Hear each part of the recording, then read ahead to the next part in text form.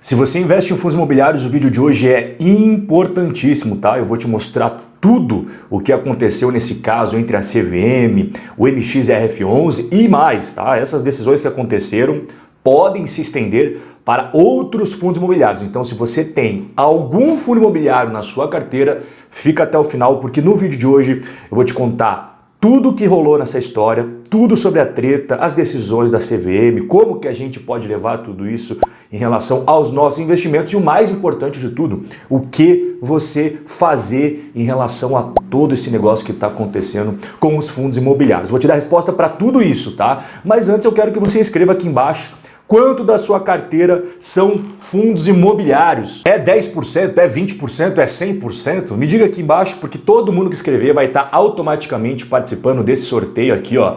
O Warren Buffett e a análise de balanço, livro fechadinho, novinho, vai direto para sua casa. E para você participar, basta você escrever aqui nos comentários, como eu falei agora, e acompanhar o sorteio no Instagram, né? O sorteio sempre rola nos stories. A gente já sorteou ano passado acho que mais de R$1.000 em livros, sem contar as outras premiações, e 2022 vamos continuar. Vamos entrar de sola então nessa parada. Primeira dúvida que você deve estar perguntando, né? Caso você seja novo, principalmente, por que eu devo te ouvir, Rob? Quem que é você para falar sobre isso? Cara, eu sou analista CNPI, então posso falar sobre ações, fundos imobiliários, todos os valores imobiliários.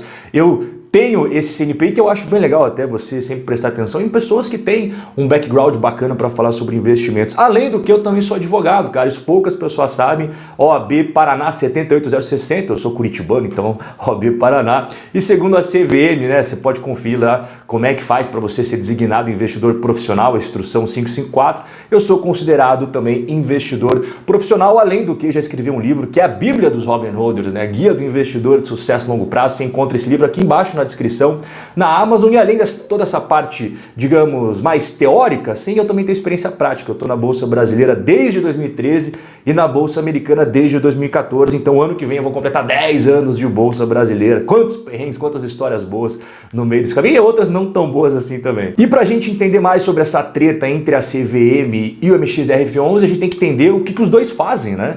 Então, a CVM, cara, ela é o xerife do mercado de capitais do Brasil. Ela é uma autarquia vinculada ao Ministério da Economia e o objetivo dela é fiscalizar, normatizar e disciplinar o mercado de valores imobiliários no Brasil. Já o Maxi Renda, ele é o fundo imobiliário com o maior número de cotistas do Brasil. Nós estamos falando de 488 mil investidores que foram diretamente impactados por essa decisão. Mas aqui vale uma ressalva bem importante. Se essa decisão for estendida para outros fundos imobiliários, a gente vai estar falando de um impacto na vida de 1.500.000 pessoas que têm cota de algum fundo imobiliário na Bolsa Brasileira. Então vamos entender a treta. No dia 25 de janeiro de 2022 foi publicada a ata da reunião do colegiado da CVM. Essa reunião aconteceu no finalzinho de dezembro, mas foi publicado só agora, tá? Nessa reunião foi expresso um novo entendimento sobre a distribuição de dividendos dos fundos imobiliários. Então, como que funciona hoje a distribuição de dividendos? Os fundos imobiliários,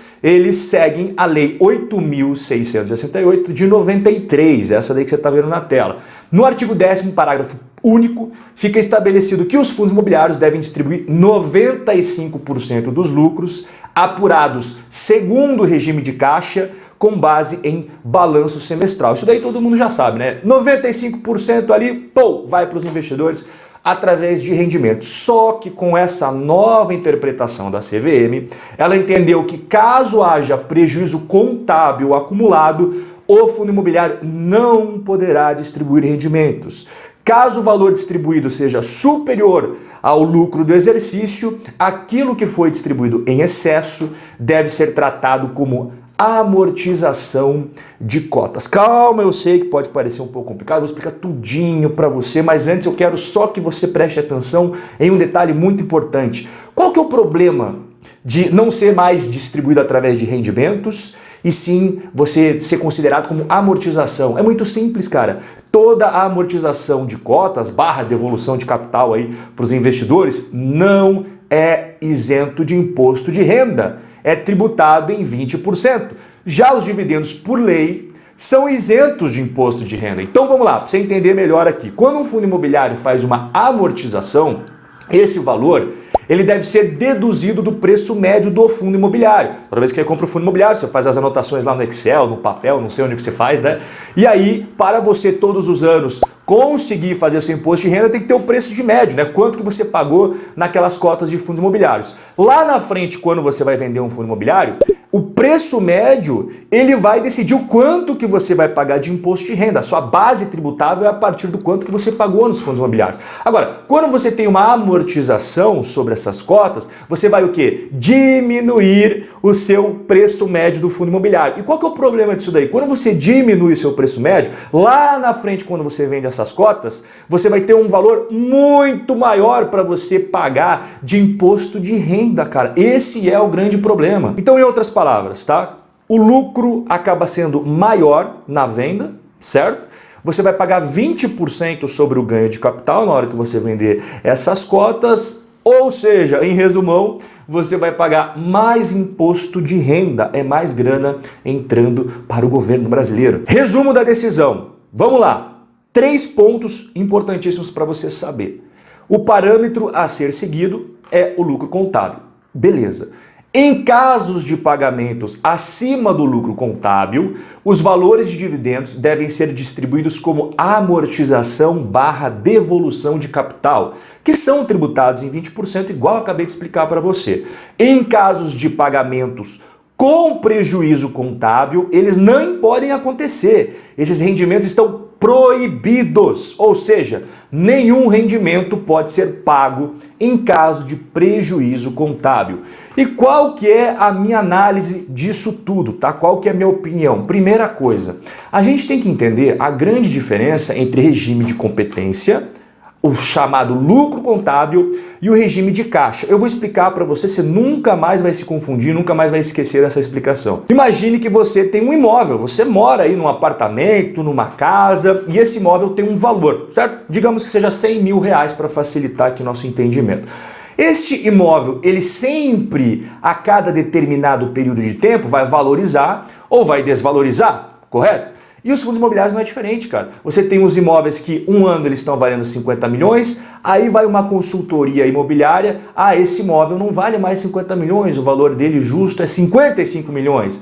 Só que ela também pode jogar esse preço para baixo. Quando o mercado ele está mais negativo, mais pessimista, é muito comum que esse preço dos imóveis seja ajustado para baixo. Não significa que você, quando o seu imóvel de 100 mil reais desvalorizou, por exemplo, para 90 mil, você tirou 10 mil reais do seu bolso. Assim como não significa que um fundo imobiliário que tinha lá 50 milhões de patrimônio e agora tem 45, que ele tirou 5 milhões do patrimônio dele. Mas este valor, ele é deduzido do regime de competência, que é o que a gente chama de resultado contábil. E aí que está o X da questão do problema todo. Segundo a interpretação da CVM, quando você tem esse tipo de situação, né, você não pode distribuir os rendimentos, cara. Isso acaba prejudicando muito a indústria como um todo. Outro exemplo que eu vou dar para você aqui, que não tem efeito caixa, mas tem efeito contábil, é a própria depreciação. Por exemplo, vamos pegar de novo aqui o exemplo da casa onde você mora, que custa 100 mil aí.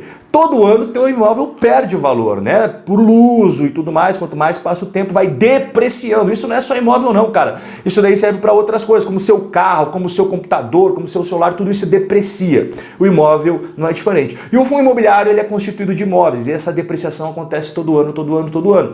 Isso daí tem impacto no resultado contábil, tá? Não só nos fundos imobiliários, mas também nos fundos imobiliários americanos, os REITs. É muito comum isso daí. Só que não significa que o fundo tirou esse dinheiro do bolso, você entende? Então a depreciação, ela tem efeito contábil, mas não tem efeito caixa. E aqui que eu quero chegar. A melhor forma de você analisar a saúde de um fundo imobiliário ou de um REIT nos Estados Unidos não é através dos resultados contábeis, é através do fluxo de caixa, a geração de caixa, o regime de caixa. Ele é muito melhor para você analisar se um fundo é bom, se ele não é, se está passando por dificuldades financeiras ou se ele não está. E caso essa decisão da CVM permaneça, tá? Porque ainda cabe recurso, ainda cabe um monte de coisa, isso daí vai ser prejudicial porque vai arrebentar com a maior atratividade dos fundos imobiliários, que é o quê? A previsibilidade, cara. Essa norma aí vai fazer com que os fundos imobiliários podem ficar meses sem pagar dividendos para os seus investidores. Você já imaginou, cara? A galera não vai achar mais atrativo o fundo imobiliário. Além do que, além de poder ficar um tempão sem pagar, os valores também não vão mais ser estáveis. A gente tem uma certa previsibilidade quanto que um fundo imobiliário paga, né? Tem uma constância nos seus rendimentos. E essa decisão acaba tirando tanto a previsibilidade quanto a estabilidade dos rendimentos. Quem seriam os maiores prejudicados? Eu botei na ordem aqui. Em terceiro lugar, os fundos de papéis, tá? Porque já existem fundos de papéis no mercado que seguem exatamente esse entendimento da CVM, além do que a marcação a mercado, que eu acabei de explicar agora para você, ela é com base na curva de juros, então o impacto acaba sendo menor. Na lista de maior impactado seria o fundo de tijolo, porque a reavaliação dos imóveis físicos acaba ocorrendo, igual eu expliquei para você no exemplo, então pode jogar para cima, pode jogar para baixo, e isso daí tem um certo impacto médio. Agora, o que eu vi que é o mais prejudicado de todos são os FOFs. O que é FOF? É fundo de investimento imobiliário que compra cotas de outros fundos, porque a marcação a mercado é mensal. Então o impacto pode ser muito grande. Por exemplo, o BCFF, que é um dos maiores, se não for o maior da indústria aí de fundo de fundos, cara, toda vez que as cotas desvalorizam, ele tem prejuízo contábil, certo? Mas não significa que ele tirou dinheiro do caixa. E aí, de acordo com essa nova regra da CVM, ele não poderia pagar os seus rendimentos. Você imagina, cara, perderia totalmente a atratividade. E essa decisão, ela pode ser estendida para outros, porque essa decisão inicialmente era apenas para o MXRF11. E a CVM falou na noite desta quinta-feira, dia 27, que, abre aspas, apesar de ter sido tomada com base em um caso específico, pode sim se aplicar aos demais fundos de investimentos imobiliários que tenham características similares às do caso analisado. Então, o que você deve fazer? Presta atenção, deixa um pouquinho de lado o TikTok, deixa um pouquinho de lado aquele site que começa com porn e termina com hub, que começa com X e termina com vídeo, e presta atenção aqui que agora é a parte principal do vídeo. O que você deve fazer? Pode existir mudanças na decisão da autarquia ou não, tá? Afinal de contas, ainda cabe recurso, não é uma decisão super pro final das nossas vidas, pode ter muita mudança, então calma lá. Outra coisa, o relator responsável por essa decisão, ele deixou a CVM e 2 novos integrantes ingressaram no órgão. Então pode ser que tenha uma mudança de pensamento ou não, pode ser que os caras mantenham também a decisão, tá? O que eu acho principal agora, pessoal, é isso daqui. É a hora, é o momento ideal da união dos investidores, gestores de fundos imobiliários, administradores de fundos imobiliários, educadores financeiros, influencers, todos se unirem, deixarem de lado as diferenças, as formas de investir, as tretas, que a gente tá cheio de treta no mercado, tem influencer, youtuber, educador financeiro que se odeia um com o outro, mas nesse momento a gente suspende as diferenças e se une para o bem de todos. Porque se tudo isso permanecer como está, pode ser muito prejudicial para a indústria de fundos imobiliários, que é uma indústria dominada por investidores pessoa física. Não é grandes tubarões multibilionários estrangeiros que investem em fundos imobiliários. São pessoas como eu, como você, pessoas físicas investidoras na Bolsa de Valores. Tá? Então as diferenças devem ser suspensas pelo bem de todos. E o que você não deve fazer? Eu falei o que você deve fazer, né? O que você não deve fazer? Vender no pânico. Muita água ainda vai correr embaixo da ponte. A decisão pode ser mantida, a decisão pode ser mudada, mas eu não acho legal você rifar os seus fundos imobiliários no pior momento para você vender eles, tá?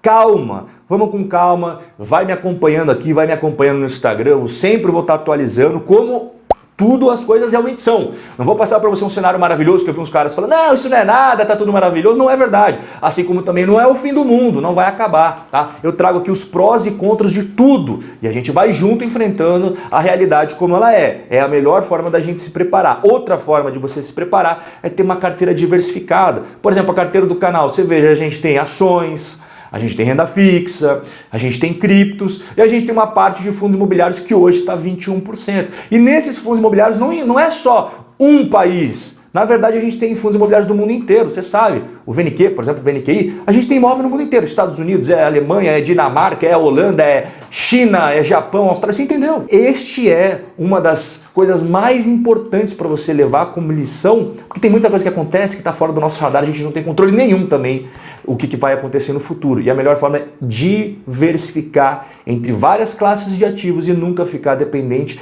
nem refém de uma única economia, de um único país, de uma única jurisdição. Se o conteúdo foi válido para você, não se esqueça de deixar o like e se inscrever no canal, porque vai ter muito mais coisa ao longo de 2022 para a gente conversar. Um forte abraço e eu vejo você no nosso próximo encontro.